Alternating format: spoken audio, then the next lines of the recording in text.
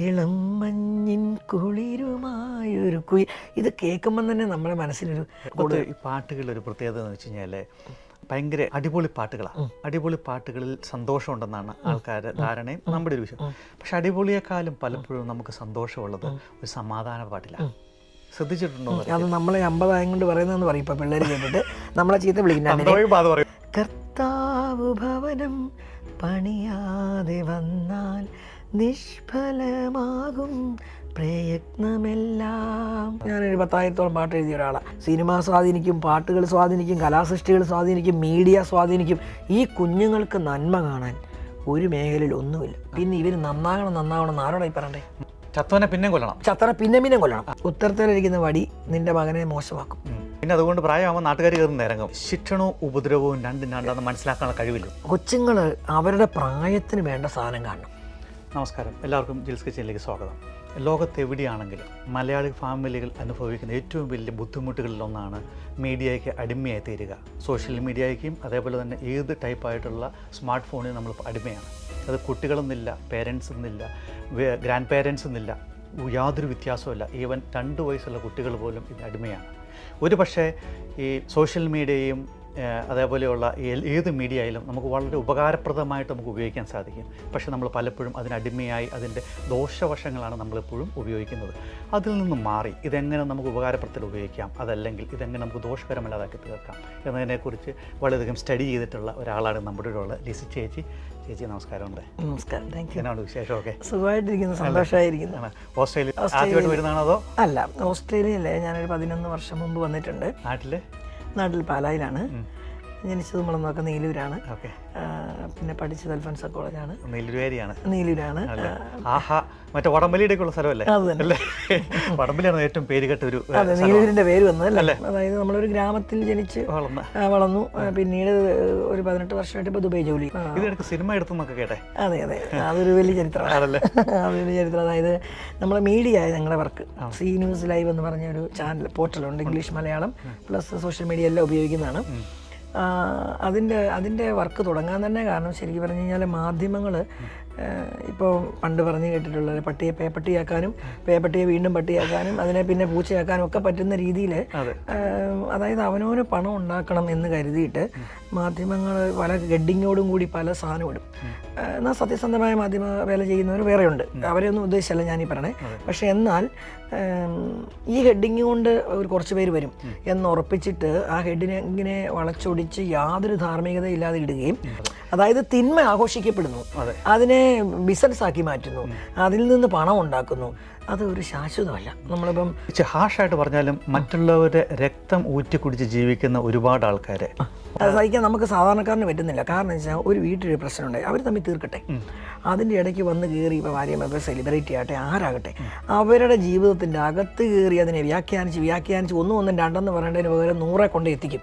അവസാനം വരുമ്പോൾ അവർക്ക് ഡൈവോഴ്സ് ചെയ്തേ പറ്റുള്ളൂ എന്നാക്കും. അല്ലെങ്കിൽ ഒരു ആങ്കൊച്ചൊരു അബദ്ധത്തിൽപ്പെട്ടു, അപ്പോൾ അതിനെ എടുത്ത് നമ്മൾ വേറൊരു രീതിയിലേക്കാക്കും. എന്നാൽ അതിനെ എങ്ങനെ കരുതണം, ആ കുഞ്ഞിൻ്റെ ഭാവിയെ സൂക്ഷിച്ച് എങ്ങനെ കൈകാര്യം ചെയ്യണം, ഒരു ഉത്തരവാദിത്വ ബോധമില്ല. നെവർ. ധാർമ്മികത എന്ന് പറഞ്ഞ സാധനം തൊടാതെ എല്ലാവരും അല്ല കേട്ടോ, വീണ്ടും ഞാൻ റിപ്പീറ്റ് ചെയ്യുന്നു, അങ്ങനത്തെ ഒന്നും അല്ലാത്ത നല്ല മാധ്യമങ്ങളുണ്ട്. പക്ഷേ ഒരു 10% നമ്മളുടെ നേട്ടത്തിന് വേണ്ടി മാധ്യമങ്ങളെ ഉപയോഗിച്ച് മറ്റൊരാളുടെ ജീവിതമായിരിക്കും തകർക്കുന്നത്, അവരുടെ അഭിമാനമായിരിക്കും തകർക്കുന്നത്, ആ കുഞ്ഞുങ്ങളുടെ ഭാവിയായിരിക്കും തകർക്കുന്നത്. ഒരു രാഷ്ട്രീയക്കാരനാണെങ്കിൽ അദ്ദേഹത്തിൻ്റെ ഭാവിയായിരിക്കും തകർക്കുന്നത്. ഒരു സിനിമ സെലിബ്രിറ്റിയാണ്, അയാളുടെ ജീവിതം തന്നെ തകർത്ത് കളയും. എന്ത് ചെയ്യണമെന്നും കൊണ്ട് നടക്കുക. നമ്മൾ ഒരിക്കലും ഒരു ജീവിതമല്ല തകർക്കുന്നത്. അപ്പൻ, അമ്മ, സഹോദരങ്ങൾ, ആ നാട്ടുകാർക്ക് പോലും പുറത്തിറങ്ങാൻ മേലാത്ത രീതിയിലാണ് ആക്കി കളയും. ഇതിനകത്ത് വേറെ സംഭവം എന്നറിയാം, ഇവരിങ്ങനെ ഒരു പക്ഷേ ഇവർക്കറിയാം ഇവർ പറയുന്ന നുണയാണ്. ഇത് ഇവർ 2 ദിവസം 3 ദിവസം കഴിയുമ്പോൾ ഒരു സോറി ചിലപ്പോൾ പറഞ്ഞു കളയും. ഒരു കാര്യമില്ല, അത് കേൾക്കില്ല. ആ സോറിയൊക്കെ കേൾക്കാൻ ചെറിയ ശതമാനമേ കാണുള്ളൂ. അപ്പോഴത്തേക്കും ഒരു കുടുംബം വേൾഡ് പോയി. നമ്മൾ പറഞ്ഞപ്പോൾ കേട്ടത് 1 ലക്ഷമായിരിക്കും, തിരിച്ച് പറഞ്ഞപ്പോൾ കേട്ടത് ചിലപ്പോൾ 2000 ആയിരിക്കും. ബാക്കി ലക്ഷക്കണക്കിന് ജനങ്ങൾ ഇവരെ എന്തായി മുദ്ര കുത്തിയില്ലേ. വേറെ ഈയിടെ തന്നെ ആനുകാലികമായി ഒരു വലിയ പ്രശ്നം ഉണ്ടായി, ഒരു ആത്മഹത്യ, ഒരു അമ്മയും മക്കളും. ശരിയാണ്, നമ്മുടെ കേരളം മുഴുവൻ കണ്ണ് നിറഞ്ഞ സംഭവം തന്നെയാണ്. പക്ഷേ അതിൻ്റെ വ്യാഖ്യാനം പോയി ഏതോ ലോകത്തോട്ട് പോവാണ്. അപ്പോൾ ഈ ആരെ ടാർഗറ്റ് ചെയ്യണമെന്ന് ഓർക്കുകയാണ്. ഈ പറഞ്ഞ ലേഡിയുടെ മരണത്തിൻ്റെ കാരണം, മക്കളുടെ മരണത്തിൻ്റെ കാരണം എവർക്കിട്ട് കൊടുക്കണമെന്ന് കുറച്ച് പേര് പ്ലാൻ ഇട്ടാൽ അവർക്കിട്ട് കൊണ്ട് എത്തിക്കുകയാണ്. ഭർത്താവിന് ഉത്തരവാദിത്തം കാണും, വീട്ടുകാർക്ക് ഉത്തരവാദിത്തം കാണും, ജോലി കൊടുക്കാത്തവർക്ക് കാണും, കൊടുത്തിട്ട് ശരിയാകാത്തവർക്ക് ഒത്തിരി പേർക്ക് കാണും, വേണ്ടാത്തവരെല്ലാം ഉത്തരം പറഞ്ഞു എന്നുള്ള രീതിയിലാണ്. അപ്പം നമ്മൾ ആരൊക്കെ തെറ്റ് ചെയ്തെന്നുള്ളതല്ല, ആരെ ടാർഗറ്റ് ചെയ്യുന്നോ അവർക്ക് കൊടുക്കാൻ വേണ്ടി പണി ഒരുക്കുക എന്നുള്ളതാണ്. പ്രത്യേകിച്ച് തിരിച്ചടിക്കുകയില്ലാത്തവരെ. ഇപ്പോൾ ഉദാഹരണം പറഞ്ഞാൽ സിനിമാ മേഖലയ്ക്കകത്ത് തിരിച്ചടിക്കുകയില്ലാത്തവർക്കൊട്ട് ഏത് രീതിയിൽ കളിയാക്കി സിനിമ ഇറക്കും. പ്രത്യേകിച്ച് ക്രിസ്ത്യാനികളെ, അത് പറയാതിരിക്കാൻ പറ്റില്ല. ക്രിസ്ത്യാനികളെ പറഞ്ഞാൽ അവർ മിണ്ടായിരിക്കുള്ളൂ. ഏതച്ഛനേലും പറയട്ടെ, ഏത് കന്യാസ്ത്രീയിലും പറയട്ടെ എന്ന് ഓർക്കും. ഇതിൻ്റെ ഒരു കാര്യം കൂടെ പറഞ്ഞു, എപ്പോഴും സോഫ്റ്റിനെ ഒരു അറ്റാക്ക് ചെയ്യുന്നത്, സ്ട്രോങ്ങിനെ ആരും ഒരു അറ്റാക്ക് ചെയ്യാറില്ല. മറുപടിയും പിടിച്ച് തല്ല് കിട്ടുന്നവർ ഇവരാരും ഒന്നും ചെയ്യാറില്ല, ഒന്നും ചെയ്യില്ല. അപ്പോൾ സോഫ്റ്റ് ടാർഗറ്റ് എപ്പോഴും. അതെ. അപ്പോൾ ഇവർക്കിട്ട് ഇരിക്കട്ടെ എന്ന് ഓർക്കും. അവർ അറിഞ്ഞോ അറിയാതെയോ അവർ എന്ന് ഇരകളാകുകയും ചെയ്യും. അവരാരിപ്പം ഉദാഹരണം പറഞ്ഞാൽ ഒരു പ്രശ്നം ഉണ്ടായി, നമ്മളതിൻ്റെ നന്മ കൃത്യം നമുക്ക് അതിൻ്റെ കാര്യം അറിയാമെങ്കിൽ പോലും ഇപ്പം മിണ്ടാൻ പേടിയാവും. കാരണം നമ്മളെ തീർത്ത് കളയും, പറഞ്ഞ് നശിപ്പിച്ച് കളയും. അപ്പം നമുക്കിപ്പോൾ സത്യം എങ്ങനെ പോയി പറയണമെന്ന് പോലും മനുഷ്യന് അറിയാൻ സത്യം പറയാൻ വരെ മനുഷ്യന് പേടിയാണ്. കാരണം അതിൻ്റെ താഴോട്ട് വരുന്ന കമന്റ് എന്നൊക്കെ പറഞ്ഞാണല്ലോ നമ്മുടെ വല്യപ്പൻ്റെ ഇത് കൂട്ട് തുടങ്ങിയായിരിക്കും എടുത്തിട്ട് നാണം കെടുത്തുന്നത്. അപ്പം ഇതിനെന്തിനും ഞാൻ പോകുന്നു, എന്നെ അപമാനിക്കാൻ വേണ്ടി ഇവരെല്ലാം കൂടെ ചുറ്റും കൂടുന്നോർത്ത് മനുഷ്യൻ സത്യം പറയാൻ പേടിക്കുന്ന അസത്യത്തിൻ്റെ അല്ലെങ്കിൽ സത്യത്തെ ഏറ്റവും കൂടുതൽ നിഷ്പ്രഭമാക്കുന്ന ലോകത്ത് മീഡിയയിലൂടെ നമ്മൾ ജീവിക്കുക. ഇതും കൊണ്ട് ഒരു നേട്ടം ഉണ്ടായി എന്ന് മാത്രമല്ല, ഇതെല്ലാം ആളിക്കത്തി നിൽക്കുന്നേ. ഈ തിന്മ മാക്സിമം പ്രചരിപ്പിക്കാൻ നമുക്ക് പറ്റും. പക്ഷേ ഇതിൻ്റെ ഒരു അവസാനം വരുമ്പോൾ അവനവൻ്റെ വീട്ടിൽ ഈ സംഭവം ഉണ്ടാവും.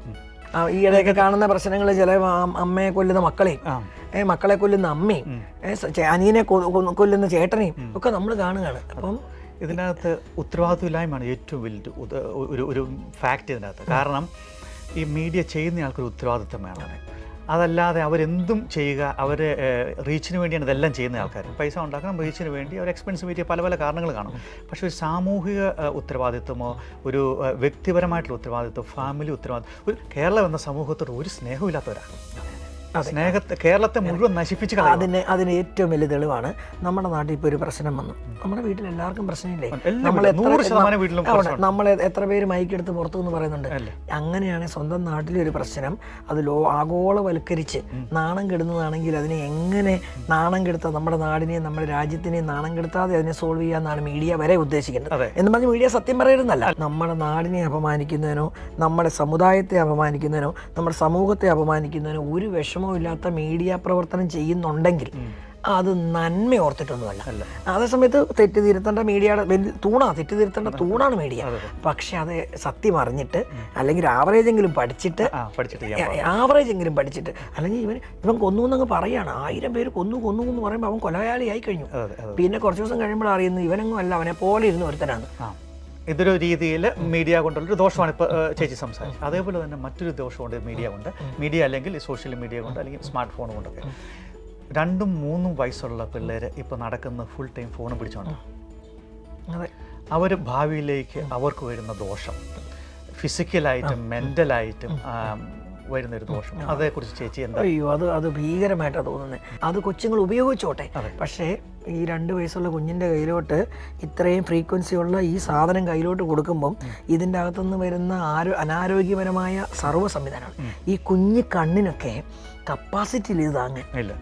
കണ്ണിൻ്റെ ഞരമ്പുകളൊക്കെ ചെറുതല്ലേ? ഡോക്ടേഴ്സിനോടൊക്കെ ചോദിച്ചാൽ അവരോട് കൃത്യമായിട്ട് അതിൻ്റെ മെത്തഡോളജി പറയും. പക്ഷേ എനിക്ക് അത്രയും കൃത്യമായിട്ട് പറയാൻ പറ്റില്ല. പഠിച്ച കാര്യം എനിക്ക് മനസ്സിലാവും. കാരണം കുഞ്ഞ് കണ്ണിന് താങ്ങാവുന്നതിനപ്പുറത്ത് കപ്പാസിറ്റി ഇതിൻ്റെ ഇത് കൊടുത്തിട്ട് അപ്പനും അമ്മയും ജോലിക്ക് പോകും, അല്ലെങ്കിൽ അപ്പനും അമ്മയും കൂടെ അടുത്ത മൊബൈലുമായിട്ടിരിക്കും. അപ്പോൾ ഈ കുഞ്ഞിരുന്ന് ഈ കണ്ണിൻ്റെ അകത്ത് ഇത് മണിക്കൂറുകൾ ആ കൊച്ചു കാണേണ്ടത് പുറം ലോകമാണ്. ആ കൊച്ചു കാണേണ്ടത് മരങ്ങളാണ്, ആ പച്ചപ്പാണ്, സൂര്യൻ്റെ ഇതാണ്. ഇതൊന്നും കാണാതെ ഇതിൻ്റെ അകത്ത് ഈ മുറിയിൽ, പ്രത്യേകിച്ച് വിദേശത്തൊക്കെ, പ്രത്യേകിച്ചും കേരളത്തിൽ പിന്നെ കുറച്ചുകൂടി ഇറക്കി വിടണം പുറത്തോട്ട്, എങ്ങനെയും പോകും. പക്ഷേ എല്ലായിടത്തും പിള്ളേർ കണക്കാണ്. 1 വയസ്സുള്ള കൊച്ചിൻ്റെയും മൊബൈലാണ്. അതില്ലെങ്കിൽ ഭക്ഷണം കഴിക്കില്ല. അപ്പോൾ ഈ ഭക്ഷണം കഴിക്കാൻ നേരത്ത് അപ്പനെയും അമ്മയും നോക്കി ചിരിക്കേണ്ട കുഞ്ഞിനെ ഇതേ നോക്കിക്കൊണ്ട് ഭക്ഷണം കൊടുത്ത് പഠിപ്പിച്ചിട്ട് കൊച്ചിൻ്റെ കയ്യിൽ നിന്ന് ഈ സാധനം ഒന്ന് മാറ്റിയിട്ട് ഭക്ഷണം കൊടുത്തേ ഭക്ഷണം കഴിക്കാനാവുക. അതുപോലെ ഈ കുഞ്ഞിന് അഡിക്റ്റ് ആകുക. അത് വീട്ടിൽ ആര് വന്നാലും ഒരു 10 വയസ്സുള്ള കൊച്ചിനെ അകത്തുനിന്ന് പുറത്തോട്ട് ഇറക്കണം, ഇച്ചിരി പണിയായിപ്പോൾ. 10-15 വയസ്സുള്ള കൊച്ചുങ്ങളെ അവരുടെ ഈ മൊബൈൽ ഈ റൂട്ടിൽ നിന്ന് പുറത്തോട്ട് ചാടിക്കാൻ ബുദ്ധിമുട്ട് കാരണമായി ഒരു തിരുത്തെന്ന് വെച്ച് കഴിഞ്ഞാൽ ഫോൺ കാണാതെ പിള്ളേർ ഭക്ഷണം കഴിക്കില്ലെന്ന് പറഞ്ഞില്ലേ? അത് ആ അവസ്ഥയിലേക്ക് ആക്കുന്ന പേരൻസാണ് കേട്ടോ, അല്ല പിള്ളേർ തന്നെ സ്വയം എടുത്താകുന്നതല്ല. ഒരിക്കലുമല്ല. കൊച്ച് വഴക്കുണ്ടാക്കാതിരിക്കാൻ കൊടുക്കുന്ന സാധനമാണ് ഫോൺ. അതെ. അപ്പോൾ കൊച്ചിന് ഭക്ഷണം കഴിക്കാൻ നേരത്തെ ഇതുപോലെ ഒരു സാധനം ഇട്ടാൻ കൊടുക്കും. അപ്പോൾ അത് അവിടെ നിന്ന് ടക്കാട്ടിക്കാന്ന് വെച്ചിട്ട് ഭക്ഷണം കഴിക്കും. അറിയാതെ കഴിച്ചോളും. കഴിച്ചോളും. ആ ശീലം പഠിപ്പിക്കുമ്പോൾ അപ്പനെയും അമ്മയും നോക്കാൻ കൊച്ചു മറന്നു. ആ കുഞ്ഞിനെ അടുത്തിരുത്തി അതിനെ സ്നേഹിച്ചിട്ട് കഥ പറഞ്ഞു കൊടുത്തും സ്നേഹം പറഞ്ഞു കൊടുത്തും ഒക്കെ അമ്മ ഭക്ഷണം കൊടുത്തിരുന്ന അമ്മയ്ക്ക് പകരം ഫോണിനെ മാത്രം കാണുന്ന ഒരു കുഞ്ഞിനെ വളർത്തിയെടുക്കുക നമ്മൾ. അതിൻ്റെ തലച്ചോറിനെ അത് ബാധിക്കും, കണ്ണിനെ അത് ബാധിക്കും, ബുദ്ധിയെ ബാധിക്കും, മനസ്സിനെ ബാധിക്കും. കാരണം ഈ കൊച്ചിന് അറ്റാച്ച്മെന്റ് കുറയുക. ഈ ഹൃദയത്തോട് ചേർന്നിരിക്കാനുള്ള അറ്റാച്ച്മെന്റ് മാറിയിട്ട് യന്ത്രങ്ങളെ മാത്രം ആശ്രയിക്കുന്ന കുഞ്ഞുങ്ങളായി വരും. സൈക്കോളജിക്കലി അവർക്ക് ഭയങ്കരമായിട്ട് വലിയ പ്രശ്നത്തെ ചെല്ലുന്നുണ്ട്. നമ്മളൊക്കെ കൗൺസിലിംഗ് ഒക്കെ നടത്തുമ്പോൾ നമ്മുടെയൊക്കെ അടുത്ത് വരുന്ന പലരും അതായത് കല്യാണം കഴിക്കണമെന്ന് താല്പര്യമില്ലാത്ത പിള്ളേർ കൂടി വരിക. കാരണം എല്ലാവരുടെയും വരുമാനമുണ്ട്, അവർക്ക് ബന്ധങ്ങളുണ്ട്, കൂട്ടുകൂടി നടന്നാൽ മതി, അങ്ങനെ ഒരു ഗ്രൂപ്പ് വളർന്നു വരുന്നു. അതാണോ ശരിക്കുള്ള കാരണം? അതോ വിവാഹ ജീവിതം മോശമാണെന്ന് വർഷങ്ങളായിട്ട് പറഞ്ഞു പരത്തുന്ന ഒരു സൈക്കോളജിക്കൽ മൂവ് ഉണ്ട് ഇതിനകത്ത്? കാരണം വിവാഹം കഴിക്കുന്നത് മോശമാണ്, വിവാഹം കഴിക്കാതെ ഞാൻ തന്നെത്താനെ എൻ്റെ കാലത്ത് നിൽക്കാൻ കഴിവുള്ള ആളാണ് എന്ന് വിചാരിക്കുന്നതാണോ? അതിൻ്റെ കാരണം എന്താ പറയുക, ഇത് ആഗോളപരമായി. ഇപ്പം പണ്ട് എനിക്കൊരു ഇപ്പോൾ ഉദാഹരണം പറഞ്ഞാൽ ആൽബർട്ട് ഐൻസ്റ്റീനെ പറ്റി എനിക്ക് മനസ്സിലാണെങ്കിൽ ഞാൻ ഏതെങ്കിലും പഠിപ്പിക്കുന്ന അധ്യാപകരോട് ചോദിക്കണം, അല്ല ലൈബ്രറി ചെന്നിട്ട് ഐൻസ്റ്റീൻ്റെ ഒരു പുസ്തകം എടുത്ത് പഠിക്കണം. ഇന്ന് എൻ്റെ മൊബൈലിൽ ഇരിക്കുക ഹൂ ഈസ് ആൽബർട്ട് ഐൻസ്റ്റീൻ എന്നടിച്ചാൽ ഫുള്ള് ഡീറ്റെയിലിങ് വരും. ചുമ്മാ അടിക്കുക പോലും വേണ്ട, വോയിസ് അങ്ങ് ഇട്ട് കൊടുത്താൽ മതി. അപ്പം ഇത്രയും ടെക്നോളജി വളർന്ന് നമ്മുടെ നിൽക്കുകയാണ്. ഇപ്പം കൊച്ചുങ്ങൾ ഓരോ സെക്കൻഡും ലോകത്തിൻ്റെ എല്ലാ സ്ഥലങ്ങളിലെയും നന്മയും തിന്മയും ആഘോഷങ്ങളും ആർഭാടങ്ങളും ഒക്കെ കാണുകയാണ്. പിന്നെ ആരും ഒരു പരിധി വരെ മാതാപിതാക്കന്മാർ വരയ്ക്കുന്ന വരെ കൂടെ പോകുന്ന പിള്ളേരൊക്കെ മാറി കുറച്ചൊക്കെ. അവർക്ക് 10ാം ക്ലാസ് കഴിഞ്ഞ് പ്രീ ഡിഗ്രി കഴിഞ്ഞാൽ എനിക്ക് ജർമ്മനി പഠിക്കണമെന്ന് പറഞ്ഞാൽ അവരെ ജർമ്മനിക്ക് വിടുക. അതായത് എൻ്റെ അഭിപ്രായത്തിൽ പണ്ട് അധ്യാപകൻ പിള്ളേരെ പേടിച്ചു, ഇന്ന് പിള്ളേർ അധ്യാപകനെ പേടിച്ചു. ഇന്ന് നേരെ തിരിഞ്ഞ അധ്യാപകൻ പിള്ളേരെ പേടിക്കും. പണ്ട് എന്തായിരുന്നു അതിന് നേരെ ഓപ്പോസിറ്റാണ്. ഞാനൊക്കെ വളരുമ്പം എൻ്റെ കൊച്ചിലെ എൻ്റെ വല്യപ്പൻ എൻ്റെ വീടിൻ്റെ നാഥൻ, മീൻസ് ഉത്തരവാദിത്തം പറയുന്ന ആള്. അത് 7 മണിന്നൊരു സമയം ഉണ്ടെങ്കിൽ ഞങ്ങളുടെയൊക്കെ കർശനമായ പ്രാർത്ഥനയൊക്കെയുള്ള കുടുംബമാണ്. അപ്പോൾ 7 മണിന്നൊരു സമയം ഉണ്ടെങ്കിൽ എല്ലാം മുട്ട നിന്നോണം കുരിശ് വരയ്ക്കാൻ. അത് വല്യപ്പൻ നോക്കിയാൽ മതി, എല്ലാം മുട്ട നിൽക്കും. ഇന്ന് ഏറ്റവും കൊച്ചിനെ നോക്കും, അതിൻ്റെ പഠിത്തം എവിടെയാണ്, കൊച്ചിന് എപ്പോഴാണ് ഫ്രീ നോക്കിയിട്ട് ആ കുരിശ് വരയ്ക്കണോ വേണ്ടയോ എന്ന് തന്നെ തീരുമാനിക്കും. ഇനി അന്ന് വല്യപ്പൻ തീരുമാനിക്കും നാളത്തെ കാപ്പി എന്നാ വേണ്ടേ. ചാച്ച എന്നാ നാളെ കാപ്പി എന്ന് അമ്മ പയ്യെ എന്ന് ചോദിക്കും. അപ്പം ചാച്ചൻ പറയും നാളെ 2 അപ്പം കൊണ്ടായിരിക്കും. ആ വീട്ടിൽ എല്ലാവരും അന്ന് അപ്പം കഴിക്കും. ഇന്ന് 3.5 വയസ്സുള്ള കൊച്ചിനോട് ചോദിക്കും, മോനെ what is your breakfast tomorrow? അപ്പം കൊച്ചു പറയും എനിക്ക് പിസ്സ മതി എന്ന് പറഞ്ഞു കഴിഞ്ഞാൽ എല്ലാവരും അത് കഴിച്ചോണം. ഈ ലോകത്താണ് ഇന്ന് നമ്മൾ ജീവിക്കുന്നത്. പണ്ട് അപ്പനെ നോക്കിയാൽ വിറയ്ക്കുമായിരുന്നു മക്കള്, ഇന്ന് മക്കൾ നോക്കുമ്പോൾ അപ്പം നിന്ന് വിറയ്ക്കുക. അപ്പം കഴിഞ്ഞ ദിവസം ഞാൻ ബസ്സിലായിരുന്നപ്പോൾ അപ്പോൾ അവിടെ ചെറിയ കൊച്ചെന്ന് വെച്ചാൽ ഒരു 7 വയസ്സ് കാണോ കൊച്ചിന്. ആ കൊച്ചും ഏഷ്യക്കാരിയാണ് പുള്ളിക്കാരത്തി. എൻ്റെ ഒരു അമ്മയും കൂടെ ബസ്സിൽ കയറുന്നു. ബസ്സിൽ കയറിയിട്ട് അവർ രണ്ടുപേരും ഇരിക്കുന്നു. അപ്പോൾ കൊച്ച് ബസ്സിൽ കയറുമ്പോൾ ഇതിങ്ങനെ പിടിച്ചോണ്ടാണ് വരുന്നത്. അമ്മ കയ്യെ പിടിച്ചിട്ടുണ്ട്, അല്ലെങ്കിൽ താഴെ വീഴും. ഇങ്ങനെ പിടിച്ചിട്ട് ഒന്ന് അത്തിലിരുന്നു. കുറച്ച് നേരം ഇങ്ങനെ ഇരുന്ന് കഴിഞ്ഞപ്പം അമ്മ ഫോൺ മാറ്റി വെക്കാൻ പറയുന്നു. കൊച്ചു മാറ്റി വെക്കുന്നില്ല. പിന്നെ മാറ്റി വെക്കാൻ പറഞ്ഞു, പിന്നെ മാറ്റി വെച്ചില്ല. പുള്ളിക്കാരത്തി ഫോൺ എടുത്ത് മാറ്റിയും ആ കോച്ച് ചിലപ്പോൾ അടിക്കും. അലറിയിട്ടുണ്ടല്ലോ, അലറി ചാടിയിട്ട് അത് ആ ബസ്സിൽ ഇങ്ങനെ ഇടിക്കുകയോ തല കൊണ്ടുപോയി. വയലൻ്റ് ആവുക കൊച്ച്. കാരണം എൻ്റെ മുന്നിൽ നടന്ന സംഭവം ഇഷ്ടംപോലെ ഞാനൊക്കെ കാണുന്ന, അടിക്കുന്നൊക്കെ കാണാം, എയർപോർട്ടിൽ നിന്നൊക്കെ തല്ലുന്ന കാണാം അമ്മമാരെ, കുഞ്ഞു പിള്ളേർ. കാരണം വെച്ചാൽ 2-3 വയസ്സൊക്കെ ഉള്ളത്. അപ്പോൾ കൊച്ചാളെന്നും കൊണ്ട് നമ്മൾ കരുതും, ബട്ട് അവരുടെ ടെമ്പർ, ആ ദേഷ്യം അവർക്ക് ഉൾക്കൊള്ളാൻ പറ്റുന്നില്ല. അപ്പോൾ അമ്മയാണ് അത് വലിയ ദാമ്പത്യത്തിനൊക്കെ നല്ല ചിട്ടയിലോട്ട് കൊണ്ടുപോയില്ലെങ്കിൽ ഈ പറഞ്ഞ പോലെ അമ്മമാരെ കൊല്ലുന്നു എന്ന് പറഞ്ഞിട്ട് കാര്യമില്ലെന്നേ. കാരണം കുഞ്ഞുങ്ങളെ അതിതീവ്രമായ വയലൻസ് ഉള്ള കാഴ്ചകൾ കാണാനും അതുകൂട്ട് പാട്ടുകൾ കേൾക്കാനും. കൊറിയൻ പാട്ടുകളാണ് പിള്ളേർക്ക് ഇഷ്ടം. ഇവർക്ക് എവിടെ നിന്നായി കൊറിയൻ പാട്ടിനെ ഇഷ്ടപ്പെട്ടത്? നമ്മളാരും പഠിപ്പിച്ചിട്ടല്ല അതിൻ്റെ. അപ്പം കൊറിയൻ പാട്ടിനെ വിമർശിക്കല്ല ഞാൻ പറയുന്നത്, കൊച്ചുങ്ങളുടെ ഭാഷയിൽ അവരെ വളർത്തുക. 15 വയസ്സ് 15ൻ്റെ പറയട്ടെ, 30 പറയട്ടെ. അപ്പത്തേനും നമുക്ക് എന്ത് ഗുണം കിട്ടുമെന്ന് ചോദിച്ചു കഴിഞ്ഞാൽ ഈ ലോകത്താണ് നമ്മൾ ജീവിക്കുന്നത്. ആ ലോകത്തോടൊരു ബന്ധം വേണം, സമൂഹത്തിൻ്റെ പ്രവർത്തികളോടൊരു ബന്ധം വേണം. ഞാൻ ഈ സമൂഹത്തിൽ ജീവിച്ചിട്ട് മരിക്കുമ്പോൾ എൻ്റെ കുഞ്ഞൊരു ആൻറ്റി സോഷ്യലായിട്ട് മാറി ഈ സമൂഹം തകർക്കുന്ന ഒരാളാകലെന്ന് എനിക്ക് ബോധം വേണം. കാരണവന്മാർ പറഞ്ഞുകൊണ്ടേയിരിക്കണം. നീ ഇപ്പം കൂലിപ്പണി ചെയ്താലും എയറോപ്ലെയിൻ ഓടിച്ചാലും ലോകത്തിലെ ഏറ്റവും വലിയ ബിസിനസ്സുകാരനായാലും നമ്മളെ നിൽക്കുന്ന സമൂഹത്തിനെ ദ്രോഹിക്കാതെ അവിടെ എന്തെങ്കിലും ഒരു കുഞ്ഞാണെങ്കിൽ ഒരു വാക്കുകൊണ്ടെങ്കിലും നന്മ ചെയ്ത് നമ്മൾ സ്നേഹത്തോടെ കരുതി ഇതൊക്കെ നിലനിൽക്കുള്ളൂ. നമുക്ക് അറിയാമല്ലോ, മദർ തെരേസ ജീവിച്ച കാലത്ത് എത്രയോ പേര് ജീവിച്ചു. ഇന്നും മദർ തെരേസ ജീവനോടെ ഇരിപ്പുണ്ട്, മനസ്സിലായല്ലോ. അപ്പം ആ സമയത്ത് എത്രയോ വലിയ കോടീശ്വരന്മാരും കൊലപാതകികളും ബിസിനസ്സുകാരും ഒക്കെ ജീവിച്ചു പോയതല്ലേ. അപ്പം നിലനിൽക്കുക എന്ന് പറയുന്ന സ്നേഹം ചില നാട്ടിൽ കാണാൻ പറ്റില്ല. ചില അമ്മച്ചിമാരും അപ്പച്ചന്മാരും ഒക്കെ മരിക്കുമ്പം ചിലർ പറയും, എൻ്റെ ദൈവമേ ആ അമ്മച്ചി മരിച്ചല്ലോ, അങ്ങോട്ട് ചെന്നാൽ ഒരു ഗ്ലാസ് വെള്ളം തരാതെ വിടൂലായിരുന്നു. ആ വീട്ടിൽ അന്ന് പട്ടിണിയും ദാരിദ്ര്യമൊക്കെ കാണും. എൻ്റെയൊക്കെ ചെറുപ്പത്തിൽ ഞാൻ കേട്ടിട്ടുള്ളത്. അപ്പോൾ ആ വിശന്ന് പൊരിഞ്ഞ് ചെല്ലുമ്പോൾ ഒരു മോരും വെള്ളം കൊടുത്തു വിട്ടും. ആ മോരും വെള്ളം ആ മനുഷ്യരുടെ ജീവിതത്തിൻ്റെ ഭാഗമാണ്. അപ്പോൾ അമ്മച്ചി മരിച്ച ഒന്ന് കണ്ണു നിറയും, ആ അമ്മ മരിച്ചല്ലോ ദൈവമേ എന്നൊന്ന് ഓർക്കും. അല്ലെ അപ്പച്ചൻ മരിച്ചല്ലോ. അപ്പോൾ ചിലർ മരിക്കും പറയും ഇതൊക്കെ പണ്ടേ ഈ ഭൂമിയിൽ നിന്ന് പോകേണ്ടതായിരുന്നു എന്ന് പറഞ്ഞ് മനുഷ്യൻ ഭ്രാകും. ഇതൊക്കെ ഉള്ളതാണ് ഈ ഭൂമിയിൽ. അപ്പം നമ്മളെ ജീവിച്ച് മരിച്ച പോകുമ്പോൾ ആരുടെയും ഒന്ന് കണ്ണു നിറഞ്ഞാൽ ഒരു നിമിഷം ഒന്ന് പ്രാർത്ഥിച്ചാൽ അത് വലുതെന്ന് കൂട്ടിയാൽ മതി, അല്ലാണ്ട് ഒന്നും കൊണ്ടാനില്ല. അപ്പം മീഡിയയിലൂടെ ഈ കുഞ്ഞുങ്ങളെ സ്വാധീനിക്കുന്ന സാധനങ്ങളെ കാരണവന്മാർ, അപ്പനും അമ്മയും ബന്ധുക്കളും ഒന്നാമത് തന്നെ തരുമോ, അധ്യാപകരെ തല്ല് നിർത്തിപ്പിച്ചപ്പോൾ തന്നെ പ്രശ്നം തുടങ്ങി. നമ്മളൊക്കെ നല്ല തല്ല് മേടിച്ച് വളർന്നു അല്ലേ. അപ്പനും അമ്മയ്ക്കും തല്ലാൻ അധികാരമില്ല, അധ്യാപകർക്ക് തല്ലാൻ അധികാരമില്ല. ഒരു മൂത്ത ഒരു ബന്ധുക്കൾക്ക് പറയാൻ പറ്റില്ല, നാട്ടുകാർക്ക് കുറ്റം പറഞ്ഞാൽ ഇതുപോലെ മരിച്ചെങ്കിൽ അവൻ ജയിലിൽ കിടക്കും. അപ്പോൾ ഒരു മനുഷ്യനെ ശിക്ഷിക്കണ്ട എന്ന് പറഞ്ഞാലോ ശിക്ഷണമാണ് സത്യത്തിൽ, അല്ലാണ്ട് ചുമ്മാ തല്ലുവല്ലോ. നമ്മൾ അത് ഇവര് ശിക്ഷണവും ഉപദ്രവവും രണ്ടാണെന്ന് മനസ്സിലാക്കാനുള്ള കഴിവില്ല. അതെ, നമ്മളൊക്കെ അധ്യാപകരെ പേടിച്ചിട്ട് തന്നെയായിരുന്നു പലതും ചെയ്യാത്തത്. ഇത് അച്ഛനെയും പേടിയില്ല, കന്യാസ്ത്രീയും പേടിയില്ല, അധ്യാപകനെയും പേടിയില്ല, അപ്പനെയും പേടിയില്ല, നാട്ടുകാരെയും പേടിയില്ല. എന്ത് ചെയ്യും പിന്നെ? അതുകൊണ്ട് പ്രായമാകുമ്പോൾ നാട്ടുകാർ കയറി ഇറങ്ങും. നാട്ടുകാർ കയറി ഇപ്പൊ പറഞ്ഞ പോലെ അപ്പൻ തല്ലാത്ത ബൈബിളിൽ തന്നെ ഉണ്ട്, നീ മകനെ അടിക്കാതെ വരുമ്പോൾ നാട്ടുകാരടിക്കും. ഉത്തരത്തിലിരിക്കുന്ന വടി നിന്റെ മകനെ മോശമാക്കും, അവനെ നീ ശിക്ഷിക്കാത്തതുകൊണ്ട് നാട്ടുകാരെ ശിക്ഷിക്കും എന്ന് പറഞ്ഞ പോലെ ഇപ്പോൾ ആ ഒരു അവസ്ഥയാണ് നമ്മൾ. അതെ അതെ അതെ അതെ. നാട്ടിൽ ഇറങ്ങിയിട്ട് എന്തും കാണിക്കുക. കണ്ടില്ലേ കഴിഞ്ഞ ദിവസമൊക്കെ മയക്കുമരുന്നൊക്കെ അടിച്ചിട്ട് പോലീസുകാരെ തടഞ്ഞു നിർത്തി ചീത്ത വിളിക്കണം. മെയിൻ റോഡിൽ നിന്ന് 10-20 വയസ്സുള്ള പിള്ളേർ. എന്നിട്ട് ആ ലൈവ് കാണുമ്പോൾ നമ്മൾ ഞെട്ടുക, എന്ത് ചെയ്യും നമ്മുടെ തലമുറ എന്ന് ഓർത്തോണ്ട്. ഇതിനെല്ലാം സപ്പോർട്ട് ചെയ്തു, ആരും ശിക്ഷിച്ചേക്കല്ലേ. പോലീസുകാരൻ എന്നാണെന്ന് ചോദിച്ചു കഴിഞ്ഞാൽ പോലീസുകാരനെതിരെ വീഡിയോ എടുത്തിടുക. പോലീസുകാർക്ക് തൊടത്തില്ല, അധ്യാപകർക്ക് തൊടത്തില്ല. ഈ മക്കളെ പിന്നെ ആര് വളർത്തും? പണ്ട് എന്നറിയോ, എനിക്ക് ഏറ്റവും എന്നെ സ്വാധീനിക്കുന്ന സാധനമാണ് കലാരംഗം. പണ്ട് നമ്മൾ പാട്ട് ഓർത്ത് നോക്കി, ഒരു സിനിമയുണ്ടെങ്കിൽ അതിൻ്റെ അകത്ത് ഒരു പാട്ട് അല്ലെങ്കിൽ 2 പാട്ടുണ്ടെങ്കിൽ ഒന്ന് നല്ലൊരു പ്രണയഗാനം, അല്ലെങ്കിൽ ദേശഭക്തി, ദേശത്തോടുള്ള സ്നേഹം, എന്തെങ്കിലും ഒരു സംതിങ് ഉണ്ട് അല്ലേ. ഇപ്പം ഏത് സിനിമയുണ്ട് എന്തെങ്കിലും ഒരു മീനിങ് ഉണ്ട്, എന്തെങ്കിലും ഒരു മീനിങ്. ഇപ്പം ഉദാഹരണം പറഞ്ഞു കഴിഞ്ഞാൽ ഇപ്പം പണ്ടത്തെ ഇപ്പം ഇളം മഞ്ഞിൻ കുളിരുമായി മോഹൻലാലിൻ്റെ ഒരു സിനിമയാണല്ലോ, അതിനകത്ത് ഇളം മഞ്ഞിൻ കുളിരുമായൊരു കുയിൽ, ഇത് കേൾക്കുമ്പം തന്നെ നമ്മുടെ മനസ്സിനൊരു തണുപ്പാണ് അല്ലേ. അല്ലെങ്കിൽ ജെറി സാറിൻ്റെ 1000 കണ്ണും ആ പാട്ടൊക്കെ കേൾക്കുമ്പോൾ നമ്മൾ ഇന്നും അതിനെ ഫോളോ അപ്പ് ചെയ്യുന്നുണ്ടല്ലേ. പൊൻവീണേ എന്നൊക്കെ ഏത് പാട്ടാട്ടെ, A or B or C ഏത് പാട്ടാണെങ്കിലും നമ്മുടെ മനസ്സിൽ. അതുപോലെ ശ്രീകുമാരൻ നമ്പ സാറിൻ്റെ ഒക്കെ എല്ലാ മൂല്യങ്ങളുള്ള പാപത്തിൻ കഥകൾ രചിച്ചൊരൻ കയ്യാൽ നിൻ പൂമേനി തൊടുകയില്ല, അമ്പലപ്പൂ പോലെ വിശുദ്ധമാമാതരം ചുംബിച്ചുലക്കുകയില്ല, എന്നാ ലിറിക്സാണ് എഴുതി. അതിൻ്റെ അർത്ഥം എത്ര സുന്ദരമാണ്. ഇന്ന് അത് പോയിട്ട് യാതൊരു അർത്ഥമില്ല. അത് പിന്നെ ഇല്ലടിലും പോട്ടെ, എന്നതൊക്കെയോ പാടിപ്പിടിപ്പിക്കുമ്പോൾ ആ റിതത്തിൻ്റെ പുറകെ കിടന്ന് പിശാചിനെയാണോ അതെയോ ചെറുത്താനെയാണോ വിളിക്കുന്നതെന്നൊന്നും അറിയത്തില്ല, എന്തിനെയോ വിളിച്ച് ആഘോഷിക്കാം. എല്ലാവരും ഒരു ഭയങ്കര വൈബിലാണ്. ആ വൈബാണ് മൊത്തത്തിൽ വൈബാണ്. അപ്പം അർത്ഥം വേണ്ട, മൂല്യം വേണ്ട. ഒരു സിനിമ കണ്ടിറങ്ങി കഴിഞ്ഞ് കഴിഞ്ഞാൽ ഒരു സെക്കൻഡ് പോലും അതിനകത്ത് ഒരു നന്മ ഓർക്കാനില്ല.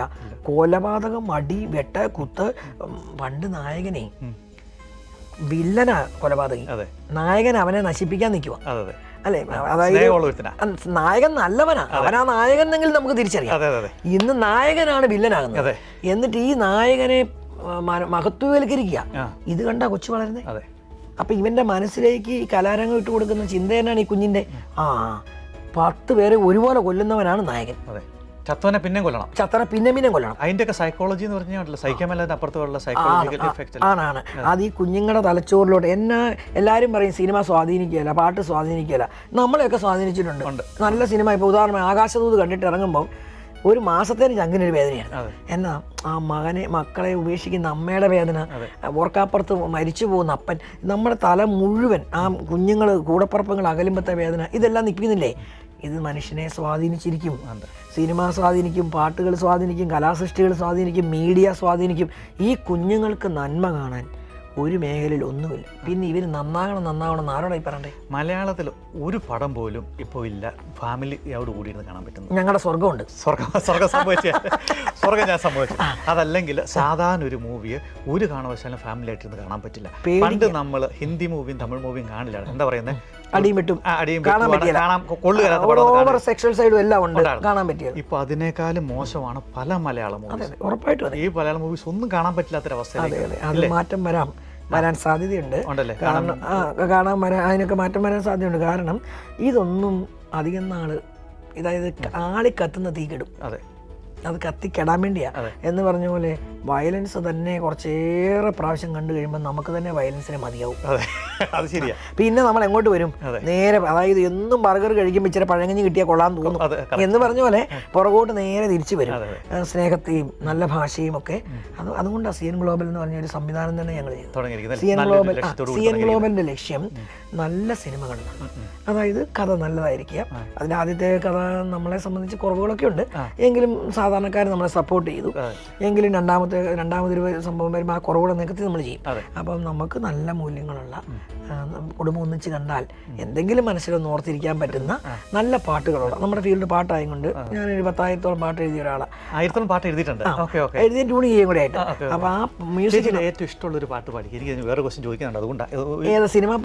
ഏത് പാട്ടായാലും കുഴപ്പമില്ല. എനിക്ക് ഏറ്റവും ഭക്തിഗാനമാണ് എൻ്റെ ഫീൽഡ്. ഭക്തിഗാനത്തിനകത്ത് എനിക്ക് ഒത്തിരി ഇഷ്ടമുള്ള ബേബി ജോൺ കലയന്താനിയുടെ പാട്ടുകളാണ് എന്നെ എപ്പോഴും സ്വാധീനിക്കുക. അതുപോലെ തന്നെ നമ്മുടെ ആബേലച്ചൻ്റെയും ഇഷ്ടമുള്ള പാട്ടുകൾ ഒരു 4 പറഞ്ഞു കഴിഞ്ഞാൽ, കർത്താവ് ഭവനം പണിയാതെ വന്നാൽ നിഷ്ഫലമാകും പ്രയത്നമെല്ലാം, കർത്താവ് നഗരം കാക്കാതെ പോയാൽ കാവൽ വെറുതെയാകും. ഒട്ടും സൗണ്ടില്ലേ, അങ്ങനെ വളരെ പിച്ച് താത്തി അതൊന്നും അല്ല പാട്ട് കേട്ടോ, അങ്ങനെയല്ല. ആ പാട്ട് എനിക്ക് ഒത്തിരി ഇഷ്ടമാണ്, പണ്ടത്തെ പാട്ട്. അതുപോലെ തന്നെ രാജാക്കന്മാരുടെ രാജാവേ സത്യനായക, അതുപോലെ തന്നെ ബേബി ജോണിൻ്റെ പെറ്റമ്മ മറന്നാലും, ഇങ്ങനെ ഞാൻ നിന്നെ സൃഷ്ടിച്ച ദൈവം. പിന്നെ നമ്മുടെ പാട്ടുകളിൽ ഏറ്റവും സ്വാധീനിച്ചത് 91 സങ്കീർത്തനമാണ്, അത്യുന്നതൻ്റെ മറവിൽ നമ്മൾ ചെയ്ത പാട്ടുകളിൽ. അതുപോലെ തന്നെ അതിൻ്റെ ഒത്തിരി നല്ല നല്ല മെലഡികളൊക്കെ ഉണ്ട്. മെലഡി എപ്പോഴും നല്ലൊരു അർത്ഥമുള്ള ഒരു പാട്ടുകളൊക്കെയാണ് എപ്പോഴും ഇഷ്ടം. ഇപ്പോഴത്തെ ഈ പാട്ടുകളുടെ ഒരു പ്രത്യേകത എന്ന് വെച്ച് കഴിഞ്ഞാൽ ഭയങ്കര എന്താ പറയുന്നത്, അടിപൊളി പാട്ടുകളാണ്. അടിപൊളി പാട്ടുകളിൽ സന്തോഷമുണ്ടെന്നാണ് ആൾക്കാരുടെ ധാരണയും നമ്മുടെ ഒരു വിഷയം. പക്ഷെ അടിപൊളിയെക്കാളും പലപ്പോഴും നമുക്ക് സന്തോഷമുള്ളത് ഒരു സമാധാന പാട്ടിലാണ്. ശ്രദ്ധിച്ചിട്ടുണ്ടോ? അത് നമ്മളെ 50 കൊണ്ട് പറയുന്നതെന്ന് പറയും ഇപ്പൊ പിള്ളേർ കേട്ടിട്ട് നമ്മളെ ചീത്ത വിളിക്കും. ഉറപ്പായിട്ടും നമ്മളെ രണ്ടിനെയും ചീത്ത വിളിക്കും. ചേച്ചി വളരെ സന്തോഷം കേട്ടോ. Thank you. നമ്മുടെ മനോഹരമായ കുറച്ച് സമയമല്ലേ? അതെ വളരെ. അതായത് ചേച്ചി നമ്മുടെ സ്വർഗം എന്ന് പറഞ്ഞിട്ട് സിനിമ എടുത്തിരിക്കുന്നു. ചേച്ചി ഇങ്ങനെ വളരെ ആഗ്രഹങ്ങളുണ്ട്, വലിയൊരു ആഗ്രഹമാണ് നല്ല നല്ല സിനിമകൾ എടുക്കണം, നല്ല നല്ല പാട്ടുകൾ ചെയ്യണം. അതിന് നമ്മുടെ എല്ലാവരെയും സഹകരണവും അതേപോലെ തന്നെ പ്രോത്സാഹനവും വളരെ ആവശ്യമാണ്. മീഡിയയിലേക്ക് വന്നു കഴിയുമ്പോൾ നമ്മുടെ നെക്സ്റ്റ് ജനറേഷനെ നശിപ്പിക്കുന്ന ഒരു അവസ്ഥയിലേക്കാണ് നമ്മുടെ മീഡിയ പൊയ്ക്കൊണ്ടിരിക്കുന്നത്. അത് മീഡിയയുടെ വലിയ തലപ്പത്തിരിക്കുന്ന ആൾക്കാരായാലും താഴെ ഇരിക്കുന്ന ആൾക്കാരായാലും ആരായാലും നമ്മൾ ചിലപ്പോഴും നമുക്ക് തോന്നുന്നത് ഉത്തരവാദിത്വമില്ലാതെ പെരുമാറുന്നു എന്നാണ്. അത് വരുന്നത് ഒരു നാശത്തിലേക്കാണ്. എന്താ പറയുക, അപ്പനെ കൊല്ലുന്ന അമ്മ, അമ്മയെ കൊല്ലുന്ന അപ്പൻ, മക്കളെ കൊല്ലുന്ന അമ്മ, മക്കളെ കൊല്ലുന്ന അമ്മയെ കൊല്ലുന്ന മക്കൾ, ഇങ്ങനത്തെ ഒരു അവസ്ഥയിലേക്ക് മാറിക്കൊണ്ടിരിക്കുക. വളരെ വേദനാജനകമാണ്. ഇപ്പോൾ നാട്ടിൽ പോയി കഴിഞ്ഞാൽ, കഴിഞ്ഞ പ്രാവശ്യം നാട്ടിൽ പോയപ്പോൾ പറഞ്ഞു, വണ്ടിയിൽ ആരെങ്കിലും വന്ന് തട്ടുകയോ മുട്ടുകയോ ചെയ്ത് കഴിഞ്ഞാൽ പുറത്തിറങ്ങണ്ട, സോറി പറഞ്ഞിട്ട് പോയാൽ മതി, അല്ലെങ്കിൽ ചിലപ്പം തട്ടിക്കളയുമെന്ന്. ആ അവസ്ഥയാണ് പറഞ്ഞത്. അതുകൊണ്ട് മീഡിയ വളരെ നല്ലതാണ്, നല്ല കാര്യങ്ങൾക്ക് വേണ്ടി നമുക്ക് ഉപയോഗിക്കണം. ചേച്ചിയെ പോലെയുള്ള ആൾക്കാരെ നമുക്ക് സപ്പോർട്ട് ചെയ്യാം. എല്ലാവർക്കും നല്ലൊരു ദിവസം ആശംസിക്കും. നമസ്കാരം. Thank you. എനിക്കും ഒരു വാക്ക് പറയാനുള്ളത്, ചേച്ചിയും പറഞ്ഞു, ഒരു വാക്ക് പറയാനുള്ളത്, ഇങ്ങനെ ഒരു ഓടി വന്ന ഒരു അവസരം, സമയത്തിൻ്റെ പരിമിതിയിലാണ് ഓടി വന്നു. നമ്മുടെ ഈ യൂട്യൂബ് ചാനലിന് എല്ലാവിധ ആശംസകളും. നല്ല ഉദ്ദേശത്തോടെ നിങ്ങൾ ചെയ്യുന്ന നല്ല പ്രവൃത്തിനെ നമ്മൾ തീർച്ചയായിട്ടും സപ്പോർട്ട് ചെയ്യും. നമുക്ക് നല്ല മീഡിയയെ സപ്പോർട്ട് ചെയ്യാൻ നമ്മുടെ ലക്ഷ്യമാണ്. അപ്പോൾ നിങ്ങൾ എല്ലാവരും സി ന്യൂസ് ലൈവ് വായിക്കണം. അതെ, സി ന്യൂസ് ലൈവ് വായിക്കണം. CN ഗ്ലോബൽ മ്യൂസിക് എടുക്കണം. അതിൻ്റെ അകത്ത് നല്ല പാട്ടുകൾ ഞങ്ങൾ 3 പാട്ട് സിനിമയ്ക്ക് ഇറക്കിയിട്ടുണ്ട്. പാട്ടൊക്കെ നല്ലതാണ്. ബിജിപാല് ഹരിനാരായണൻ സാറിൻ്റെ ഒക്കെയാണ്. അപ്പോൾ പാട്ടുകൾ കേൾക്കണം, നമ്മളെ സപ്പോർട്ട് ചെയ്യണം. ഫേക്കായിട്ട് ഒരു സംവിധാനത്തെ നശിപ്പിക്കാനോ രാജ്യത്തിന് നാണക്കേടുണ്ടാക്കാനോ ഫേക്കായിട്ട് അവനവൻ്റെ നേട്ടത്തിന് വേണ്ടി പോകുന്ന മീഡിയ പ്രവർത്തകരെ സപ്പോർട്ട് ചെയ്യരുത്. അവരുടെ ലക്ഷ്യം പണം അല്ലെങ്കിൽ അവരുടെ പേരാണ്. അതായത് നെഗറ്റീവ് പബ്ലിസിറ്റിയിലൂടെ അവർ പേരുണ്ടാക്കുക എന്നുള്ളതാണ്. അതിനുള്ള ഹെഡിങ് വിടും. അതിനെ പ്രോത്സാഹിപ്പിക്കും തോറും നമ്മുടെ നാടിന് നാശമാണ്. അപ്പോൾ സത്യസന്ധമായ ന്യൂസുകളെ പ്രോത്സാഹിപ്പിക്കുക, നല്ല പ്രോഗ്രാമുകളെ പ്രോത്സാഹിപ്പിക്കുക. അതിന് ഈ സംവിധാനം ഒത്തിരി അനുഗ്രഹമാകട്ടെ. Thank you very much. നമ്മൾ ചേച്ചിയുടെ ഡീറ്റെയിൽസും എന്താ പറയുക നമ്മുടെ സീലിംഗിൻ്റെ ഡീറ്റെയിൽസും കാര്യങ്ങളെല്ലാം നമുക്ക് വീഡിയോ കൊടുക്കാം. Thank you. ഒരു കുഴപ്പമില്ല, വളരെ സന്തോഷം. Thank you very much.